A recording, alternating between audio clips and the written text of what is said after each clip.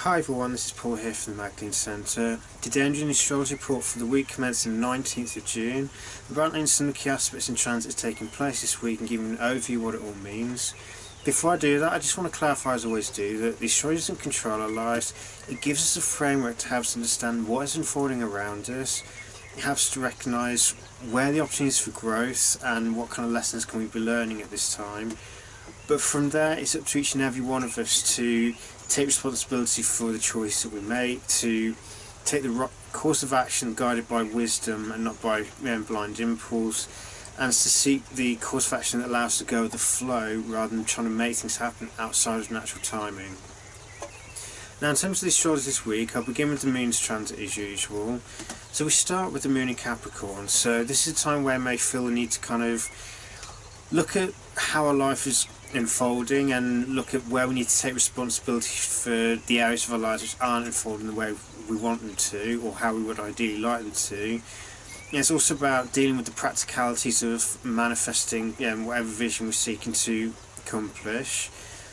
On Thursday, the moon will move into Aquarius, so this is more about the time of feeling that connection with community, to look at our relationship with the community that we're part of and the role that we play within it, and to see how reflect on the nature of our connection with everyone, the role that we play within the community, and how can we better help the community that we're part of.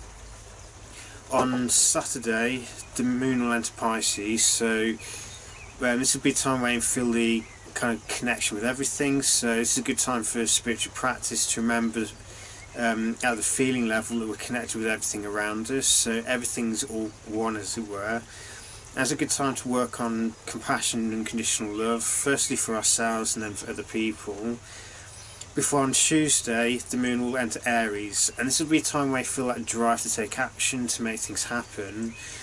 But around this time, this is also when we may start to feel the effects of the eclipse window approaching. So although the eclipse won't be for another week from next Tuesday, we may start to feel the effects from this coming Tuesday, because eclipses are always powerful, and we'll start to feel the effects about a week before the actual eclipse window opens. Now, in terms of the other aspects this week, the first one will be on Thursday itself. So this is when Neptune will be turning retrograde. So Neptune will be stationing already, so we'll already start to feel the effects of Neptune retrograde in some respects, because Neptune is slowing right down. With Neptune retrograde, the veils of illusion are very thin, or become very thin at this time. So in other words, the kind of boundaries between the ego and the deeper self become much more porous, and the ego's influence is weakened to some extent. But on the flip side, it also means that we're a lot more sensitive to all the energy around us. So spiritual practice is important to help us kind of spend some time with ourselves, to reconnect with ourselves and shed any energetic debris, if you like, that we've picked up around us. It's about having that awareness of what is ours and what is other people's. So during this time, whenever our mood suddenly goes through a dramatic change, it's worth asking ourselves, where has this mood suddenly come from, to figure out, is this our own emotions, or are we picking something up from the environment?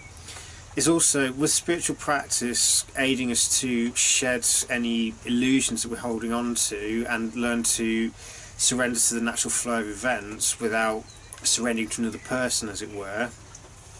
This is a time where, if we focus on embodying more unconditional love and compassion, we become a much more powerful influence in terms of our energy affecting the environment around us and pushing the overall energy, or the collective energy, closer towards love and compassion rather than fear and division. But I'll go into much more detail in a second video on this. It's worth its own video, as it were. On the same day, Mercury is going to be entering his pre-retrograde shadow. So this will be, although the retrograde itself doesn't start till July, with Mercury entering his shadow, this is a time where the more we start to slow down, the easier it is to adjust to when Mercury retrograde actually starts taking place. So with Mercury entering this pre-retrograde shadow, this is the time to start slowing down, to clear things up where needed, or to make space for kind of resting, if you like. Because in some respects, the Mercury retrograde is a bit like the conscious mind or the left brain functions taking a bit of a breather.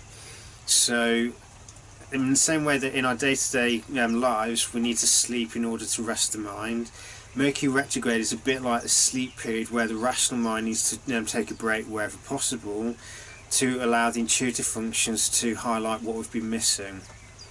So the more we learn to slow down and to spend time in stillness, to cultivate more awareness rather than just paying attention to what's immediately in front of us, the more easy it will be to adjust when Mercury actually goes retrograde. And on the same day we're going to have Mars will be opposed to Pluto, so this aspect is all about becoming clear on, if you like, the split between, well, it's not necessarily split, but Mars and Pluto relating that Pluto is the higher octave of Mars. Pluto is effectively Mars transformed. So with this opposition we have the kind of conscious desires and desire to assert ourselves that Mars represents versus the subconscious or the deeper psychological motivations of Pluto. And it's about the shadow desires which often undermine our conscious efforts.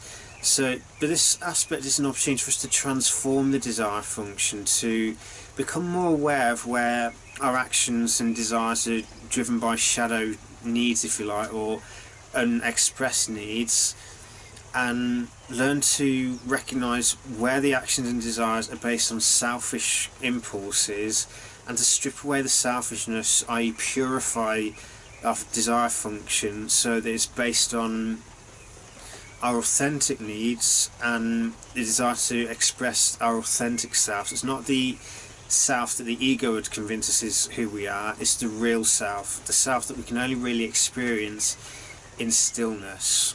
So stillness is a key function or key theme to work on here.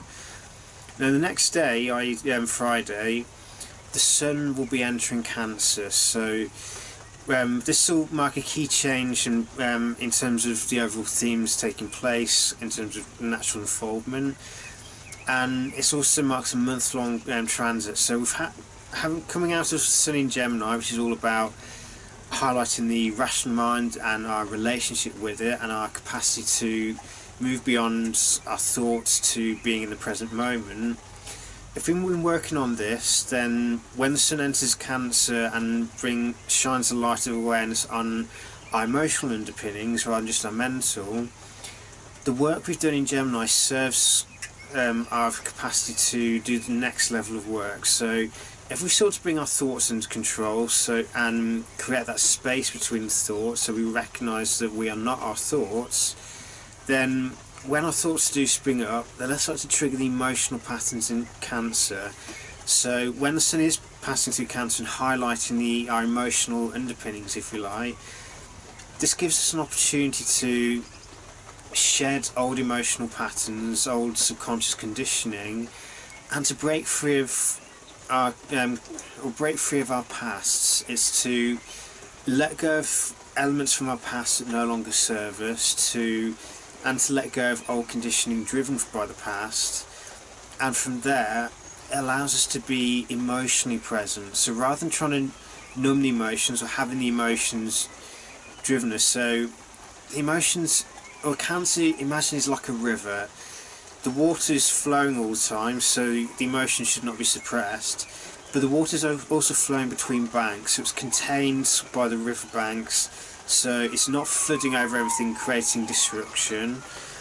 The emotions are flowing smoothly, but they're not flooding, they're not overwhelming us. So this is the kind of relationship we want to have with our emotions, where we can be present with them, we can feel them, and feel all the emotions, not just the positive ones, but also the ones that feel uncomfortable but are equally valid.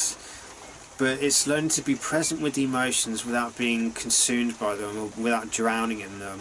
So it's being like standing on the bank of the river and observing the emotions flowing past. It's like with the rational minds, or the Gemini Soul is becoming observing our thoughts.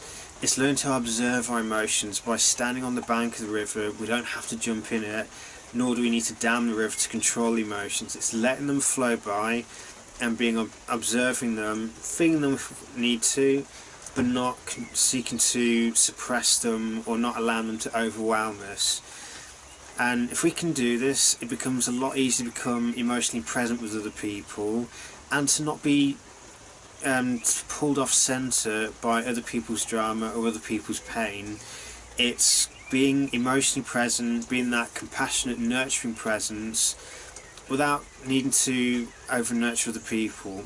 But again, I'll do another video on this in more depth, but it's worth having the basic outline of it, of knowing that it's about being present with the emotions without being swamped by them, and it's allowing old emotional patterns to be let go of, so that our emotions are based purely on the present moment, not on our past.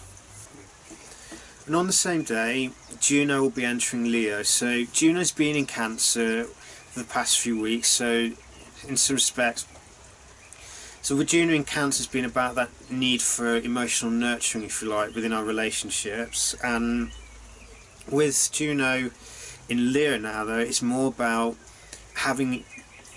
the needing to have that kind of acknowledgement in relationships. So it's having that, because we all have that our own unique spark within us, and it's the individual responsibility of each and every one of us to nurture that spark and to flame, so we shine light and warmth towards other people.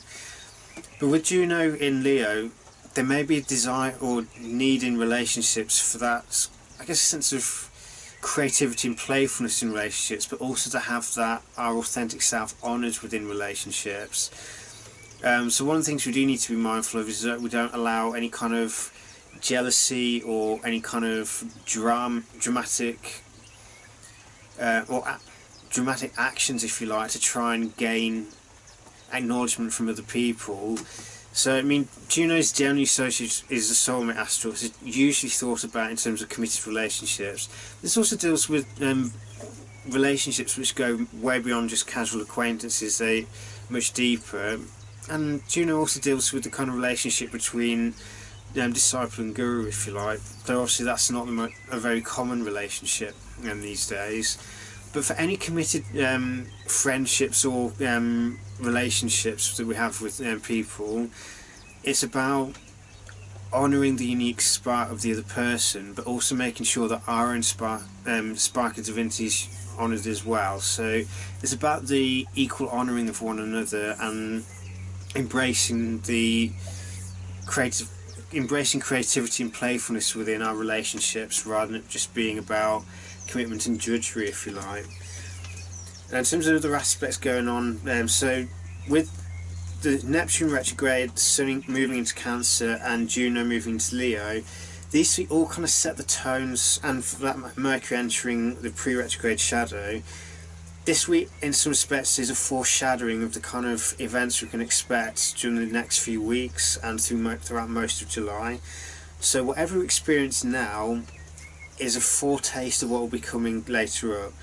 The other aspects taking place this week are mainly involving Venus. So on Sunday, Venus will be opposed to Jupiter. So with Venus opposite Jupiter, it's about that, because both of them are traditionally seen as benefic, but at different levels. So Venus is about love, it's about values, it's about worth.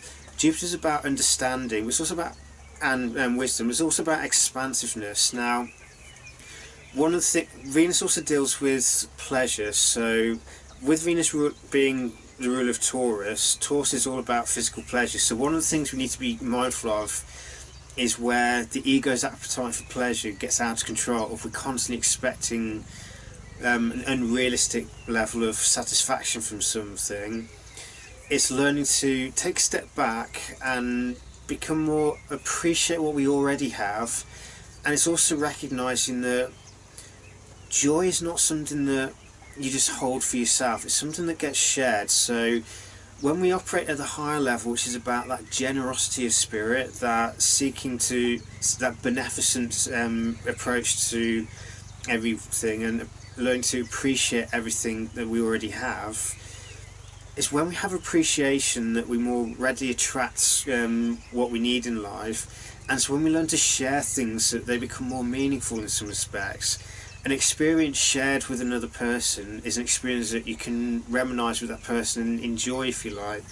So when we seek to share what we have and to seek to increase abundance in our relationships, so through mutual sharing, then love and gratitude and love and appreciation flow much more smoothly.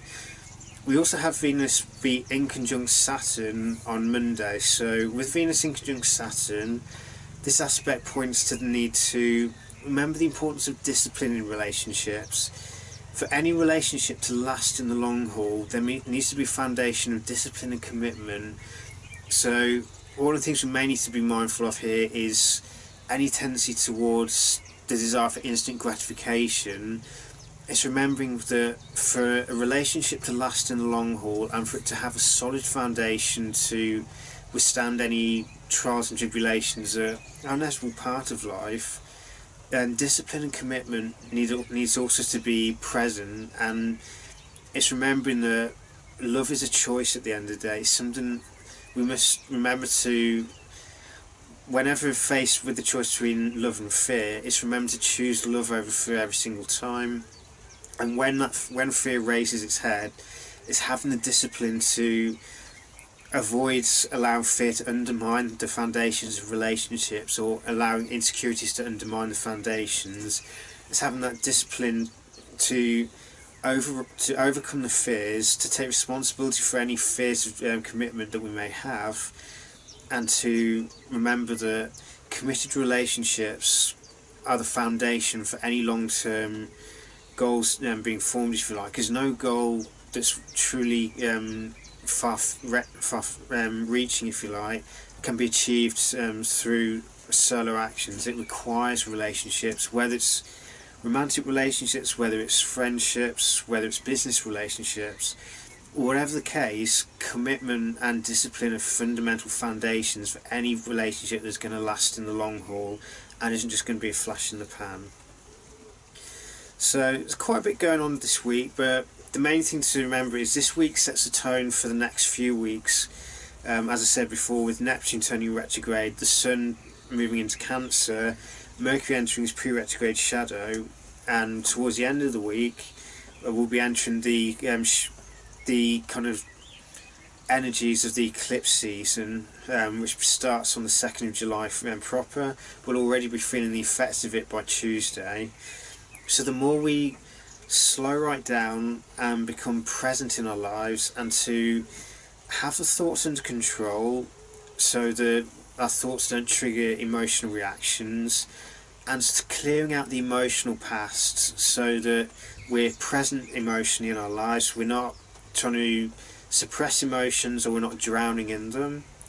And through having this kind of disciplining of the mind through controlling the thoughts so they don't trigger old emotional programming, and it's deprogramming the emotional aspect of the mind, deprogramming the subconscious of old emotional conditioning, so that we can live life in the present moment, so that our emotions are not slaves to old conditioning. They're based purely on what's happening here and now, not what's happened in the distant past.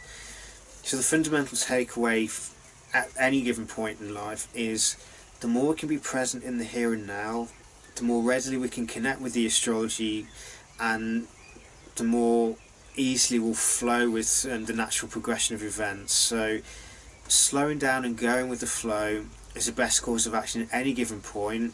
But with Neptune turning retrograde this week, it's very important that we be present in our lives and be very conscious of what our energy is doing, what kind of emotions that we're feeling at this time, because the kind of vibration we're giving out has more impact during Neptune retrograde. So it's very important that we focus on raising our vibration towards love and not staying stuck in levels of fear.